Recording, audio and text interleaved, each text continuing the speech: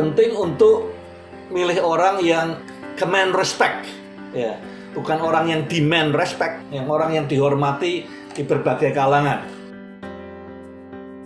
Ini pemimpin tidak hanya sekedar mau nolong dia supaya sukses, tapi betul-betul relationship-nya adalah love, agape love, ya, ingin berkorban, betul-betul kasih yang tulus.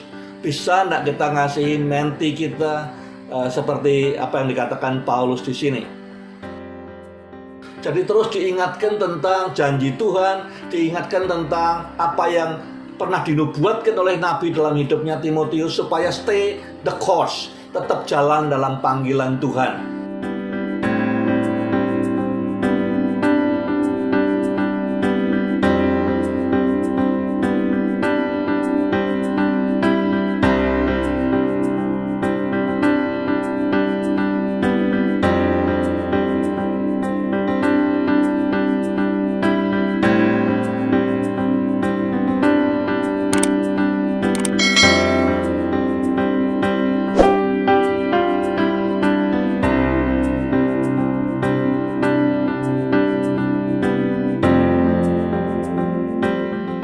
Nah, saya beli judul 15-16 ini Mentoring 101, ya, Launching Young Timothy. Jadi nanti banyak kali di surat-suratnya Paulus disebut tentang Timotius, ya. Tapi di Kisah Rasul ya ini momennya, dia diluncurkan, ditemukan oleh Paulus, dan bagaimana Paulus kemudian mementor si Timotius yang masih muda itu. Baik, pertama saya ingin ajak kita untuk belajar dari Paulus bagaimana atau mengapa dia pilih Silas. Ya, waktu ada konflik dengan Barnabas, kemudian Barnabas tetap ingin memberi kesempatan kedua kepada Markus.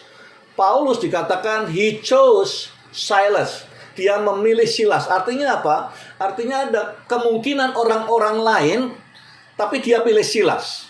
Ya, dasarnya apa? Itu yang ingin kita pelajari. Nah, kalau dalam konteks hari ini, saudara mau seleksi untuk milih, untuk hire core team saudara, direksi atau community of leaders, inner circle. Kira-kira kalau mau hire orang seperti ini, tim pelayanan yang utama, ya, rekan pelayanan yang utama atau perusahaan adalah direksi yang top eksekutif atau teman pelayanan, teman gereja yang utama. Kita bisa belajar dari cara apa yang dilihat Paulus di Silas. Dasarnya dia milih apa supaya kita bisa belajar. Yang pertama, dia lihat, ya, dibandingkan dengan calon-calon yang lain, reputasinya Silas ini sudah terbukti. Dikatakan di pasal 15:22, dia adalah pemimpin dari saudara-saudara yang di Yerusalem. Semua orang sudah tahu dia pemimpin yang bagus, ya. Jadi reputasi penting. Itu sebabnya kalau kita hire orang, kita butuh referensi yang relevan. Ya, artinya orang pernah dipimpin sama Silas dan berkata good tentang cara dia mimpin. Itu yang dikatakan di pasal 15:22. Satu, kalau mau hire inner circle, top leadership, teman sepelayanan, reputasinya seperti apa? Ya, kalau kita hanya dari kata orang dan segala macam, ya, saya seringkali dimintai untuk referensi, tapi kalau saya tidak kenal betul agak sulit, gitu. Apakah reputasinya seperti apa? Yang kedua, dia dikatakan dalam terjemahan bahasa Indonesia terkemuka, terpandang, dihormati. Ya, dia dihormati di Yerusalem, dia dihormati di kalangan orang-orang yang Yahudi yang bersunat, dia dihormati juga di kalangan tempat di mana Paulus akan pergi di Asia Kecil. Ya, tradisi mengatakan dia pernah ke sana bersama Petrus sebelum ini. Jadi dia dihormati across spectrum, across region. Ya, penting untuk milih orang yang command respect. Ya, bukan orang yang demand respect, tapi command respect. Yang orang yang dihormati di berbagai kalangan. Yang ketiga, karena dia yang mengusulkan adalah para pemimpin, para rasul, ya, dia punya connection yang baik dengan leaders. Jadi stakeholder saudara Paulus, stakeholder siapa? Satu adalah pemimpin-pemimpin Yerusalem, yang kedua adalah jemaat-jemaat yang dia layani di Antiok maupun di tempat-tempat lain. Connection, ya, penting untuk communication. Kita sudah belajar di bab-bab yang lalu, kalau communication tidak dalam konteks relationship atau connection, maka cenderung banyak disalah mengerti. Jadi connection dengan para pemimpin Yerusalem itu penting buat Paulus, karena Paulus sendiri tidak mengalami hidupnya Tuhan Yesus waktu di bumi. Ya, tapi ini orang ini menurut tradisi, Silas juga adalah salah satu di antara 70 orang yang bersama diutus Tuhan Yesus berdua-berdua. Ya. Yang keempat adalah courage, ya, keberanian. Jadi saya senang baca riwayat hidupnya Gengis Khan, yang buat dia menjadi penguasa dunia itu ada beberapa jenderal yang direkrut dulunya jenderal musuhnya. Tapi kriterianya cuma dua, dia bilang. Satu adalah loyal, dua adalah courage. Dan dikatakan ini oleh Yakobus bahwa ini antara Yudas dan Silas, ini orang yang sudah terbukti berkali-kali mempertaruhkan hidupnya demi nama Tuhan. Jadi itu namanya courage. Ya. Yang nomor 5, he is a good steward. Pengelola yang baik dari karunia dan pelayanannya. Pada orang-orang yang pelayanan sendiri tidak ngurusi pelayanannya orang lain. Karunia sendiri tidak dikobarkan, ngurusi karunianya orang lain. Jadi dikatakan ini Silas seorang nabi dan terus menasehati orang. Ya, nabi itu membangun orang, nasihati orang. Jadi di 1532 dalam pandangan saya dia ingin Theophilus tahu bahwa Silas ini dipilih berdasarkan karena he is a good steward. Karunianya dikobarkan, perannya sebagai nabi dipakai terus dengan maksimal, ditingkatkan terus. Yang keenam, dia punya mentoring lifestyle. Jadi dikatakan di 1532 juga, setelah tugasnya selesai, dia spend sekian waktu untuk strengthening, ya, menguatkan kemanapun dia pergi, dia kuatkan orang-orang, dia kuatkan komunitas, dia kuatkan gereja. Jadi mentoring lifestyle always ketemu orang, cari cara bagaimana bisa menguatkan apa yang ada, bisa mengokohkan iman orang lain. Yang ketujuh adalah contextual asset. Paulus mau keliling kemana-mana, seluruh dunia adalah wilayahnya Roma waktu itu. Jadi kalau misalnya Silas adalah punya paspornya Roma, itu akan menguntungkan sekali.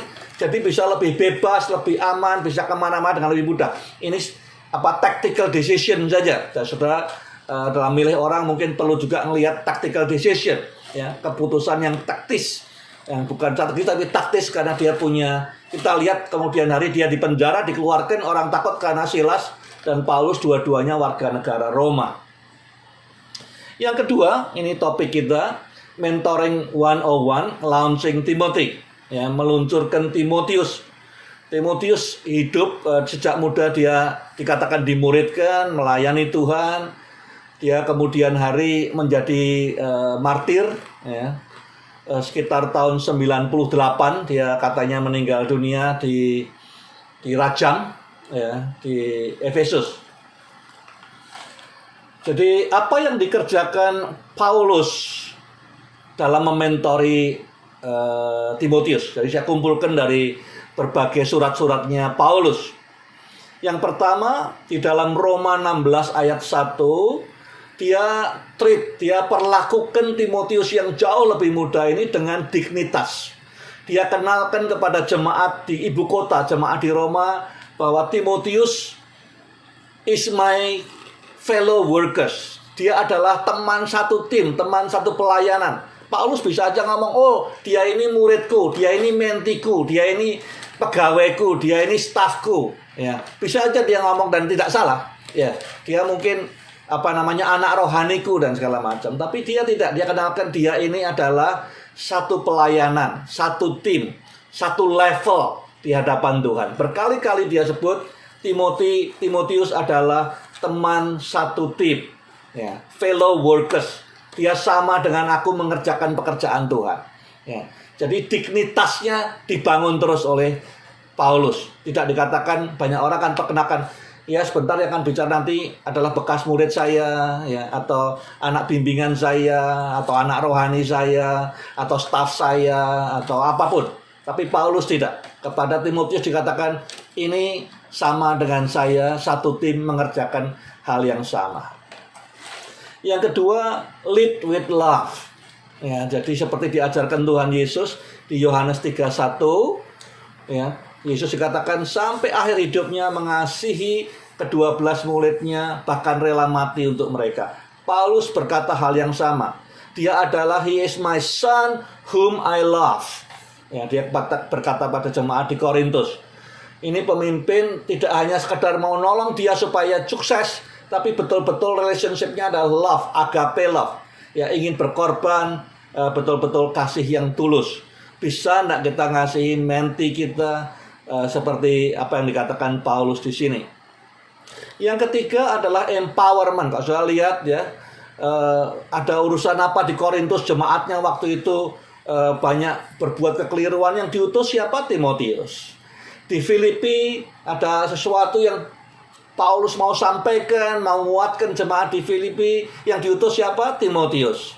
Di Tesalonika, ya, ingin mengingatkan mereka lagi akan janji Tuhan dan segala macam, ingin mengembalakan, yang diutus siapa? Timotius. Jadi empowerment, dipercaya. Ini orang kepercayaanku. Ya, kira-kira begitu. 4, dia clear the grounds. Di dalam 1 Korintus 16:10 dia pesan supaya jangan sampai Timotius itu ada gangguan, rasa khawatir, takut nanti kalau dia tiba. Supaya apa? Supaya dia bisa perform his best. Jadi dia nulis surat kepada orang-orang Roma, tolong perhatikan ini dan itu, supaya apa? Supaya Timotius bisa perform his best. Rintangan-rintangan yang tidak perlu tolong disingkirkan dulu. Nomor 5, recognition. Dia katakan di Filipi 2 ayat 20, tidak ada orang lain yang seperti Timotius bagiku. Ya, recognize Timotius sangat valuable buat saya. Jadi seringkali kita merasa yang butuh saya ya mentinya. Tapi Paulus tidak. Dia recognize bahwa dia sangat butuh kehadiran dan pelayanan Timotius. Yang keenam, afirmasi. Ya, dikatakan juga di Filipi 2:20 bahwa tidak ada orang lain, dia ngomong sama jemaat Filipi, tidak ada orang lain yang begitu peduli akan kepentinganmu seperti Timotius. Orang yang sangat care buat kepentinganmu, tidak ada lain yang lebih daripada Timotius. Jadi ada afirmasi, positive feedback setiap saat. Yang kamu buat itu sudah benar, Timotius. Dan ketujuh, guidance, stay the course. Pengingat, dikatakan kamu ingat enggak 1 Timotius 1:18, kamu ingat waktu ditumpang tangan Nabi bernubuat dalam hidupmu, ini loh role-mu, ini desainmu, ini purpose hidupmu. Jadi terus diingatkan tentang janji Tuhan, diingatkan tentang apa yang pernah dinubuatkan oleh Nabi dalam hidupnya Timotius, supaya stay the course, tetap jalan dalam panggilan Tuhan. Ada yang menarik berikutnya, bagaimana Lukas ini beda dengan yang lain-lain. Dia melihat dua sisi kehidupannya pemimpin, di tempat umum maupun di keluarganya. Ada dua hal yang menonjol dari tulisan Lukas. Satu, tekanannya pada doa, dan kedua tentang keluarga. Dia mengingatkan Timotius di 2 Timotius 1 ayat 5 bahwa dia sejak kecil dimuridkan di dalam Roma. Oleh siapa? Oleh mamanya, ya, dan oleh neneknya Eunice dan Lois. Kenapa disebut oleh Paulus? Karena ini orang-orang yang mimpin gereja di Listra, ya, pemimpin yang di luar sana dikenal, gereja di rumahnya Eunice, tapi juga di Roma dia muridkan Timotius, menghasilkan pemimpin yang luar biasa. Jadi zaman dulu pemimpin-pemimpin dihasilkan di Roma, tidak ada seminari, tidak ada gereja dengan departemen edukasi yang luar biasa, tapi dihasilkan Timotius yang dampaknya luar biasa, dihasilkan dari pemuritan di Roma. Ada mamahnya yang namanya Eunice, pemimpin gereja waktu itu, ya, mungkin gerejanya di rumahnya mereka juga, dan Lois. Kedua adalah Lydia. Ya, diceritakan di pasal 16 ayat 15 ayat 40, Lydia membawa seluruh isi keluarganya untuk dibaptis, untuk ikut Tuhan. Kemudian setelah keluarganya semua ikut Tuhan, dibaptis, selamat, ya, minta supaya kalau mulai sekarang semua hamba Tuhan yang lewat Filipi nginep di rumahnya dia. Jadi hosting hamba-hamba Tuhan di rumahnya mereka. Dan kalau kita lihat ayat 40, ternyata di rumahnya Lydia juga adalah gereja yang pertama di Eropa. Ya. Waktu itu mereka menyeberang laut, ya, atas panggilan orang-orang di penglihatan orang Makedonia, kemudian masuk ke Filipi. Filipi ini bagian dari Eropa, ya. Dan gereja pertama yang dibangun di sana adalah di rumahnya Lydia. Ya, dan Lydia tidak sendirian, dia bawa seluruh isi keluarganya rumahnya untuk sama-sama melayani. Yang ketiga adalah the jailer, pemimpin penjara itu juga. Waktu dia kemudian lihat semua narapidana masih di tempatnya, kemudian dia ajak, dia tanya kepada Paulus bagaimana supaya selamat. Paulus bilang, ya kamu dan seisi rumahmu percaya Tuhan akan selamat. Ayatnya terkenal 16:31, janji kalau mau percaya Tuhan, kamu dan seisi keluargamu akan selamat. Malam itu juga semuanya dibaptis, seisi keluarganya. Ya, di Roma itu juga keluarganya semua, ya, merawat luka-lukanya Paulus dan Silas, ya, dan menyediakan makan buat hamba Tuhan di Roma. Ya. Dan yang terakhir yang disampaikan Lukas adalah pemimpin yang dia tampilkan, ada Lydia, ada Timotius, ya, adalah pemimpin-pemimpin yang otentik. Tidak ada gap antara memimpin di Roma, memimpin di luar. Ya, tidak ada discrepancy, tidak ada perbedaannya between leadership in public dan at home. Itu yang saya kira ingin disampaikan oleh Lukas.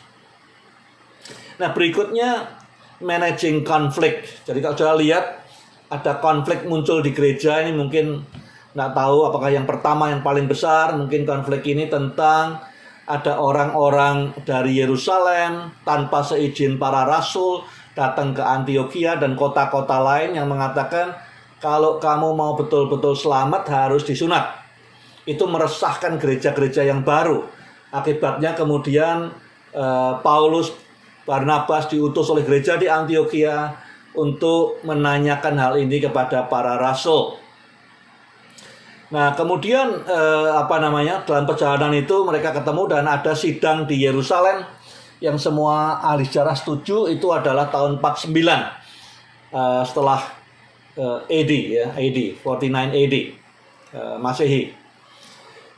Nah, dari pelajaran tentang perselisihan antara kaum Yahudi yang konservatif, yang Kristen juga tapi konservatif, dengan orang-orang yang non-Yahudi, kemudian dicari jalan penyelesaiannya. Nah, seringkali itu terjadi, ya, kalau kita menghadapi perbedaan pendapat, seringkali kita ini cenderung untuk avoidance, ya, menghindari untuk menyelesaikan. Tapi jemaat di Antioquia ingin menyelesaikan ini, datang ke Yerusalem. Ada 5 hal yang ingin saya sampaikan, yang saya pelajari bagaimana menyelesaikan sebuah konflik. Yang pertama adalah control your anger. Ya, kemarahan tidak akan mendatangkan apa-apa, tidak menyelesaikan persoalan. Seringkali kalau ada orang bilang menyelesaikan persoalan, dia mengungkapkan atau ekspresikan amarahnya. Dikatakan di 15 ayat 3, Paulus pergi lewat Fenisia, lewat Samaria, baru ke Yerusalem. Sepanjang perjalanan, dia ceritakan kepada orang-orang yang dia temui pekerjaan Allah yang luar biasa di antara orang-orang non-Yahudi. Jadi kalau hatinya penuh dengan pengucapan syukur, sulit dong dia marah. Ya. Jadi kalau dia hatinya dipenuhi ucapan syukur, marahnya akan hilang. Pada saat dia dengar pertama kali mungkin dia marah, ini orang ngaco gereja di mana-mana, orang dari Yerusalem ini. Tapi lama-lama semakin dia cerita kebaikan Tuhan, kebesaran Tuhan, semakin dia mengucap syukur, marahnya mulai hilang. Kemudian kita lihat di pasal 15 ayat 12, setelah Petrus ngomong, semua diam. Jadi step kedua, marah diinggirkan dulu. Kalau masih ada marah, ya jangan dikerjakan dulu. Ya, tunggu aja sampai marahnya hilang dengan ditutup dengan pengucapan syukur. Langkah kedua, listen. Listen to understand. Kalau kita marah, kalau kita ada pride-nya, kita listen untuk respon. Kita dengar dengan tujuan bagaimana bisa menjawab dan mengalahkan yang ngomong. Ya, mengecilkan yang ngomong atau memojokkan yang ngomong. Tapi mereka quiet, semua quiet mau mendengarkan Paulus. Jadi langkah kedua untuk konflik bisa selesai, kita mendengarkan. Kita dengarkan persepsinya pihak lain. pandangannya pihak lain, konteksnya pihak lain, berdiri di sepatunya orang lain. Jadi dengar untuk memahami. Oh begini, dari sisinya dia ceritanya begini. Ya. Yang ketiga, cari penasehat atau counsel, wise counsel, reliable counsel. Setelah dia mendengar, ya, kemudian James, Yakobus, saudaranya Tuhan yang mimpin jemaat di Yerusalem, kemudian berdiri. Namanya lain adalah James the Wise, ya, artinya atau James the Righteous. Tapi dia orang yang bijaksana, orang yang benar. Ya. Jadi kalau sudah ada konflik, pertama angernya harus dihilangkan dulu, kedua dengarkan pihak lain, yang ketiga cari nasihat dari orang yang benar dan orang yang bijaksana. Ya. Kalau James tidak ada, ya tidak ada penyelesaian, tidak ada kebijaksanaan, tidak ada counsel yang baik, hilang. Jadi cari good counsel. Yang keempat, James ngomong firman Tuhan. Dia bilang sesungguhnya yang terjadi ini sudah dinubuatkan oleh Amos, Nabi Amos. Ya. Tidak ngutip Musa, tidak ngutip Jawa, tapi Amos pernah ngomong bangsa-bangsa lain juga akan selamat. Jadi langkah keempat setelah minta nasihat daripada mentor saudara, hamba Tuhan siapa, kemudian dalami firman Tuhan. Apa kata firman Tuhan tentang hal-hal ini? Ya, firman Tuhan itu jawaban buat banyak persoalan, buat semua persoalan. Dan yang kelima, ini kata yang mungkin banyak dihindari orang-orang Kristen adalah compromise. Ya, kita bangga kalau kita bilang non-compromising. Nah, kita harus pisahkan mana yang non-compromising, mana yang compromising. Yang inti tentang keselamatan, tentang Tuhan, tentang iman, non-compromising, tidak bisa compromise. Nah, tapi ada hal-hal lain yang bisa dikompromiskan. Kalau ada dua pihak, ya, dan saudara selalu bersikap non-compromising, berarti yang beruntung adalah pihak satunya, karena dia ngalah terus pada saudara, dia makin terbentuk hidupnya, saudara tidak pernah terbentuk hidupnya. Jadi kalau mau ada konflik selesai karena dua orang punya pendapat berbeda, mesti pisahkan mana yang tidak compromising, mana yang bisa dikompromikan. Jadi diputuskan, dia bilang, Yakobus, jangan kita berarti lagi dengan sunat, dengan segala macam, dengan segala macam. Keselamatan itu anugerah, titik. Terus dia bilang, baiklah kita nulis surat kepada jemaat-jemaat itu, kalau mereka bisa menghindari makanan untuk persembahan berhala, moral yang parah, kemudian makan darah, itu semua jelek. Ya, buat Kristen, buat tidak Kristen juga jelek semuanya. Baiklah kita tulis. Jadi pertama waktu dia bilang ini semua anugerah, orang-orang Yahudi yang konservatif bilang, loh dia berpihak pada mereka. Kemudian dia bilang kita nulis surat supaya mereka tidak makan darah. Wah, yang orang-orang di Gentile bilang dia berpihak kepada orang-orang konservatif. Tidak ada berpihak-perpihakan. Anugerah tidak bisa dikompromikan, tapi ada hal lain yang untuk kita jalan bersama perlu dikompromikan. Bagaimana kalau kita ketemu pemimpin-pemimpin besar konflik, disagree? Apa sikap kita? Satu, kita lihat Luke did not pass judgment. Barnabas tidak memihak Paulus. Ya. Dia tidak menyebutkan mengapanya juga. Jadi dia hanya mengatakan Barnabas kemudian berangkat dengan Markus ke Siprus. Ya. Paulus milih Silas berangkat ke Tarsus. Gitu aja. Tanpa judgment apa-apa. Jadi kalau ada dua pemimpin konflik, beda pendapat, jangan cepat-cepat make judgment. Ya, jangan langsung pass judgment. Yang kedua, kita harus sadar leaders are human and disagreement is part of life. Jadi pemimpin itu semua manusia juga yang bisa beda pendapat. Beda pendapat itu part of life. Kalau semuanya sama, robot namanya. Ya, temperamennya beda, perspektifnya beda, pengalamannya beda, ya, maka bisa aja beda pendapat. Kita perlu sadar bahwa beda pendapat is wajar. Kalau semua sama terus, mungkin malah tidak wajar. Yang ketiga, ya, encourage, dorong masing-masing yang berbeda pendapat, yang berselisih ini untuk cari space dengan komunitas yang paling kenal mereka, komunitas yang disebut home atau base community. Maka kemudian Barnabas ke Siprus dengan komunitasnya yang sejak dulu kenal dia sejak muda. Ya, dia merasa nyaman, aman untuk bisa mengungkapkan semuanya, bisa dapat space, tidak didemanding apa-apa. Paulus ke Tarsus juga sama, ketemu dengan semua komunitas masa mudanya. Jadi kalau ada dua pihak seperti itu, retreat dulu, satu ke Siprus, satu ke Tarsus, ke tempat asal mereka masing-masing, create space untuk bisa refleksi, dilingkupi oleh komunitas yang suportif pada mereka. Ya. Yang keempat, create a culture of respectfully disagree. Ya, semua pemimpin perlu sadar bahwa bisa aja pemimpin disagree, that's okay. Ya, tapi ciptakan budaya bahwa walaupun disagree tetap respect satu dengan yang lain. Ini 3-4 tahun kemudian, waktu Paulus nulis surat 1 Korintus, dia berargumentasi mengatakan memangnya hanya aku dan Barnabas yang harus kerja sambil pelayanan. Bagaimana yang lain? Kok boleh saja cuma pelayanan dan segala macam. Ya, jadi dia tetap walaupun berselisih pendapat dengan Barnabas, dia tetap taruh Barnabas high esteem. Dia respect Barnabas dulu yang narik dia, yang bimbing dia, yang mempercayai dia. Beda pendapat tapi tetap respectful. Itu yang kadang tidak gampang. Karena kita kalau beda pendapat terus dianggapnya semuanya hidupnya jelek semua. Belajar dari mereka berdua tetap respectful. Dan yang terakhir, modeling a Christ-like leader.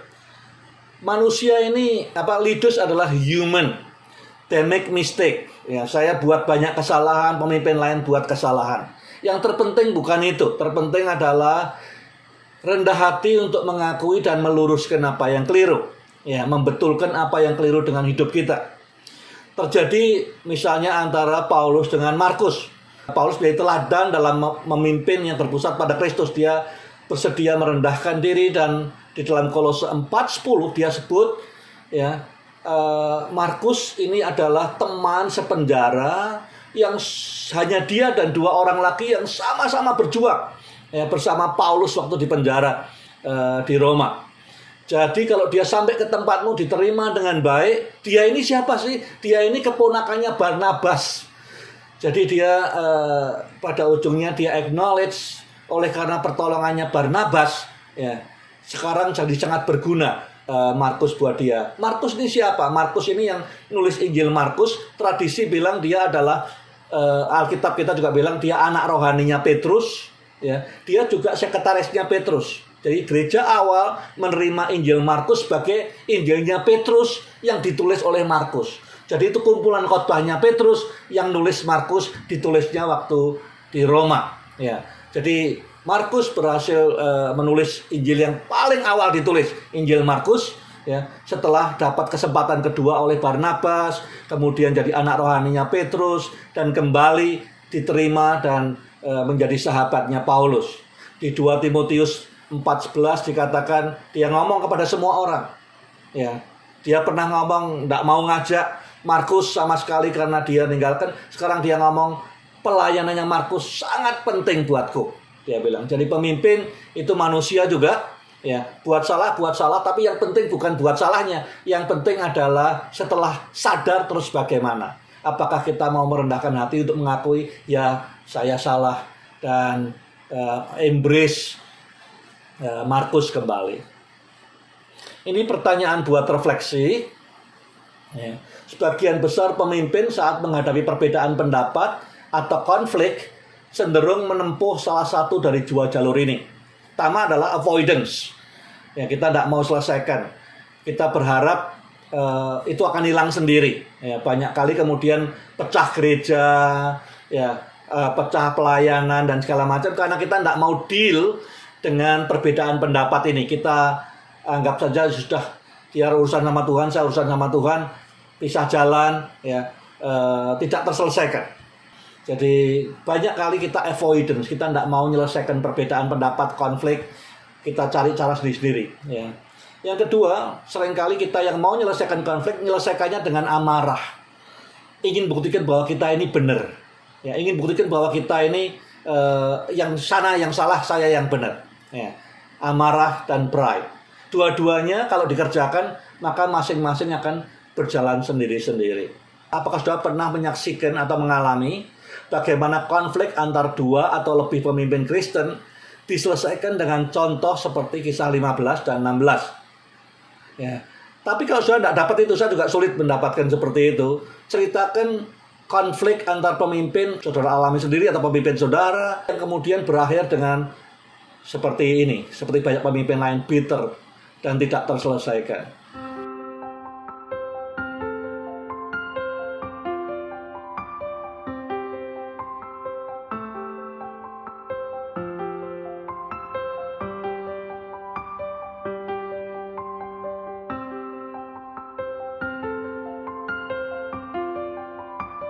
Kalau saya lihat topik yang berikut ini, saya akan bahas tentang Lydia, ya, pemimpin dari gereja yang pertama di rumahnya dia di Eropa. Jadi di seluruh Eropa dulu sebelum ada gereja lain yang ada di Filipi. Pertama kali Paulus ke sana, ya. Gerejanya di rumahnya Lydia, pemimpinnya adalah Lydia, perempuan. Dan bukan orang Yahudi, ya. Kita lihat step-stepnya kok bisa sampai ke sana bagaimana.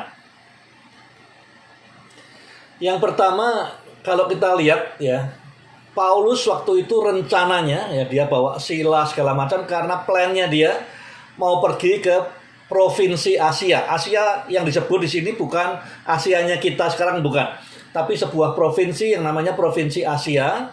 Sekarang itu di tempatnya di sebelah barat, ya, daripada Turki yang sekarang ini, ya, itu provinsi Asia. Dia maunya ke sana, ya, dia bawa Silas yang sudah tahu tempat itu, tapi Tuhan maunya lain. Tuhan inginnya dia ketemu dengan Lydia, ya. Lydia adalah sebab kenapa pintu tertutup di Asia dan pintu tertutup di Bitinia.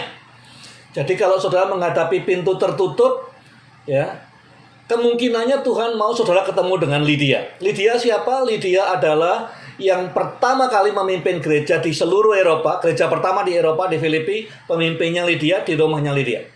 Jadi kalau saudara mau ke Asia, provinsi Asia seperti Paulus, ditutup pintunya. Mau ke Bitinia, ditutup pintunya. Jangan cepat frustasi, karena Tuhan mungkin mau mempertemukan saudara dengan Lydia, mempengaruhi hidupnya Lydia, sehingga kemudian Eropa menjadi benua Kristen seperti beberapa abad yang lalu. Yang kedua, Paulus waktu dia dapat mimpi orang Makedonia lambe-lambe tangan, bantulah kami, datanglah kemari. Jadi dia berangkat menyeberangi laut ke Eropa, ya. Yang dia cari siapa? Dia nyari seorang pria, ya, orang Makedonia. Tapi sesungguhnya yang dipersiapkan Tuhan bukan seorang pria Makedonia, tapi seorang perempuan Filipi. Ya. Jadi kali kedua ini salah lagi, beda lagi persepsi Tuhan dengan persepsinya Paulus. Tapi untung Paulus itu hatinya nurut. Ya. Dia bisa aja nekat nyeberangi Bitinia, masuk ke Asia, tapi ditutup sama Tuhan, ya. Dia peka dengar, dia ikut penglihatannya ke Makedonia, dia ke Makedonia, ke Filipi. Pertama dia nyari, dia kemana-mana, berapa hari sebelum dia ketemu Lydia, dikatakan beberapa hari sudah sampai di Filipi. Dia mungkin keliling kota cari seorang pria yang seperti di mimpinya. Tapi Tuhan mempersiapkan hatinya Lydia untuk ketemu dengan Paulus. Jadi kalau sudah nyari orang Makedonia tidak ketemu-ketemu, ya, jangan frustasi, karena mungkin yang dipersiapkan Tuhan bukan seperti yang saudara bayangkan di mimpi saudara, tapi mungkin Lydia yang akan dipakai untuk memberkati seluruh Eropa. Purpose-nya, ya, pada hari Sabat pagi-pagi Paulus, ya, dia mungkin sudah berapa hari di kota tidak ketemu pria Makedonia, ya. Sekarang dia keluar dari gate mau cari tempat sembahyang, ya, tempat sembahyang orang Yahudi. Nah, tujuannya ke sana apa? Untuk worship, untuk ibadah. Tapi Tuhan punya rencana lain. Justru pada saat dia tidak nyari, ya, pada saat dia mau ibadah, Tuhan ngatur demikian rupa Lydia juga pas ada di situ. Jadi Tuhan orchestrated sedemikian rupa. Pada saat kita kelihatannya tidak sengaja, kita mau ibadah, kita mau nyembah Tuhan, Tuhan hadirkan Lydia dalam hidup kita. Ya. Yang keempat, Berapa hari dia pikir Filipi itu adalah tempat di Eropa pertama yang dia akan ketemu pemimpin, kemudian dimuridkan, jadi gereja. Jadi dia muter-muter di dalam kota Filipi untuk mencari seorang pemimpin, tidak ketemu-ketemu. Akhirnya ketemu Lydia di mana? Di luar pintu. Ya, kadang-kadang persepsi kita yang menghalangi kita untuk bertemu dengan Lydia. Kita pikir pasti di kota ini karena dalam kota, karena gereja ya mestinya dalam kota dan segala macam. Tapi justru ketemunya Lydia di luar kota. Jadi persepsi kita seringkali membuat kita tidak bisa lihat Lydia, ya, yang menghalangi kita untuk ketemu dengan Lydia. Yang kelima, setelah dia sampai ke tempat sembahyang itu akan banyak orang, ya. Dikatakan ada banyak perempuan-perempuan di sana karena tempat sembahyang orang Yahudi. Dia berharap ya, kalau udah ada prianya ya salah satu wanita Yahudi yang sudah ngerti backgroundnya Alkitab, perjanjiannya Abraham. Paling enggak salah satu di antara mereka mungkin bisa dipakai Tuhan ya untuk meneruskan Injil ke daerah Eropa. Tapi justru yang disiapkan Tuhan bukan salah satu dari orang Yahudi yang kumpul semua di rumah ibadah Yahudi itu, justru Lydia yang bukan orang Yahudi, perempuan ya, yang Tuhan persiapkan menjadi pemimpin pertama gereja di Eropa. Jadi sudah 5 kali persepsinya Tuhan dengan persepsinya Paulus beda ya. Tapi untungnya Paulus hatinya mau dialirkan oleh Tuhan, jadi mengalir terus. Yang keenam, Paulus mungkin sudah mulai frustasi waktu dia sampai sebelum hari Sabat di Filipi. Dia sudah berusaha, dia kepingin, passionate sekali untuk masuk ke Asia, ditutup pintunya ya. Dia mau masuk ke Bitinia, ditutup pintunya, muter-muter dalam Filipi, tidak ketemu orang. Tapi dia tidak sadar, sementara dia ngurusi tutup pintu sini, tutup pintu sana, ya dia fokusnya kepada saya gagal, saya tidak berhasil masuk. Maksudnya Tuhan apa? Tuhan sedang bekerja di tengah suasana itu, mempersiapkan seorang perempuan businesswoman yang generous. Ya, dia pengusaha perempuan yang sangat generous. Salah satu orang yang nantinya menjadi pendukung finansial untuk pelayanannya Paulus membuka daerah-daerah baru. Jadi kalau kita sedang menghadapi jalan buntu sana, jalan buntu sini, ya, jangan berpikir Tuhan nganggur, Tuhan diemin saudara di tempat di mana saat kita fokus kepada ini tidak berhasil, sini tidak berhasil, muter-muter kota tidak ketemu orang. Jangan dipikir bahwa Tuhan jauh. Pada saat itu juga Tuhan sedang mempersiapkan hati seorang businesswoman, ya, pengusaha perempuan yang nantinya menjadi penyokong utama pelayanan Paulus membuka pintu-pintu yang lain-lain lagi. Jadi jangan terjebak kepada perspektif kita sendiri. 6 kali ya, perspektifnya Paulus berbeda dengan Tuhan. Tapi karena hatinya mau dialirkan, mau dengar-dengaran Tuhan, ya enggak paham tapi tetap mau ikut Tuhan, enggak masuk logika tapi tetap mau ikut Tuhan, akhirnya dia bisa ketemu dengan Lydia, seluruh keluarga diselamatkan, gereja pertama lahir di Eropa, dan kemudian Eropa menjadi pusat pekabaran Injil dunia, bahkan sampai hari ini. Saya mau tutup dengan satu ayat ini. Saya beberapa hari yang lalu merenungkan ayat ini. Ya, tidak ada kaitannya dengan kisah Rasul, tapi saya pikir saya mau sampaikan karena kena di hati saya dalam sekali. Tuhan berkata begini di Matius 8:20. Foxes have dens, birds have nets, but the Son of Man has no place to lay his head. Yesus berkata, serigala punya liang, punya burung punya sarang, tapi anak manusia tidak punya tempat meletakkan kepalanya. Loh, anak manusia itu yang punya seluruh jagat raya ini. Ya, dia punya seluruh jagat raya. Semua manusia diciptakan lewat anak manusia, lewat firman, lewat logos, ya, lewat Tuhan Yesus. Dikatakan di Yohanes tidak ada sesuatu yang diciptakan tanpa lewat logos, tanpa lewat firman. Tapi kenapa dia bilang dia tidak ada tempat meletakkan kepalanya? Ya, tempat untuk dia bisa senderan meletakkan kepalanya tidak ada. Bahkan sampai hari ini banyak orang Kristen ya mau Yesus berkunjung ke hatinya, mau Yesus berkunjung ke rumahnya, mau Yesus berkunjung ke pelayanannya, tapi tidak mau Yesus tinggal dalam hidupnya untuk bisa meletakkan kepalanya. Karena apa? Karena kalau kita undang Yesus untuk tinggal dalam hidup kita dan diberi space untuk bisa meletakkan kepalanya, itu berarti akan ada perubahan besar dalam hidup kita. Perubahan yang mungkin kita tidak suka. Perubahan yang mungkin kita tidak mau. Ya. Karena Yesus kalau dia masuk, dia pegang kendali. Ya. Kita manusia maunya pegang kendali. Jadi saya berapa hari lalu baca ayat ini dan saya tangis sendiri, saya pikir iya. Ya. Yesus masih sampai sekarang tidak punya tempat meletakkan kepalanya karena kita tidak beri space. Kita undang dia kalau kita butuh dia. Kita mau dikunjungi Tuhan Yesus, kita mau dilawat pas ibadah, tapi kita tidak mau dia tinggal terus dan punya tempat meletakkan kepalanya istirahat dalam hidup kita. Karena apa? Karena kalau dia masuk, dia pegang kendali, kita tidak pegang kendali. Dan dia pasti akan mengadakan perubahan besar yang kita tidak mau dan kita tidak suka. Karena berlawanan sama sekali dengan daging. Ya, dengan keinginan-keinginan kita. Jadi kita tidak mau. Kita mau menyediakan sofa sebentar pada Tuhan Yesus. Pas ibadah kita doa, Tuhan hadirlah. Pas baca Alkitab kita, Tuhan berbicaralah. Ya, tapi kita tidak mau dia tinggal dan meletakkan kepalanya. Doa saya, saudara, beri dia tempat, space untuk meletakkan kepalanya. Sampai hari ini dia masih cari tempat dalam hidup saudara dan hidup saya.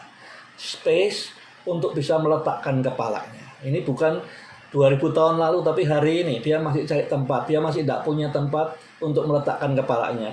Kita undang untuk visit, kita undang untuk hadir, tapi tidak diberi space untuk tinggal 24/7 dalam hidup kita.